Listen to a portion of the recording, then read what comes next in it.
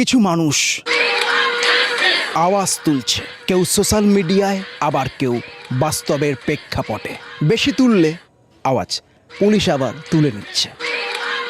বাকি ধর্ষকরা এখনো দর্শকের আসনে। বাংলায় এটা সম্ভব ওনার শাসনে। মেডিসিন কাউন্সিলিংয়ে ডিপ্রেশন আপনার রিলিফ হবে। মেয়েটির বাবা মায়ের কথা ভাবুন। আপনার বাড়িতেও মা বোন আছে। এইবার প্রতিবাদে নামুন। পাচ্ছেন ভয়, ওরা প্রভাবশালী, ইটকে বানিয়ে দেবে পাথর আর পাথরকে বানিয়ে দেবে বালি। এ পোড়া রাজ্যে কিচ্ছু হবে না, সিংহাসনে বসে থাকা সবাই জালি। ঈশ্বর সঙ্গে আছে, খাবে হোঁচট, ছিঁড়বে চটি, মুখে পড়বে কালি। সেদিন গৃহহীন মানসিক ভারসাম্যহীন মানুষও দেবে তালি।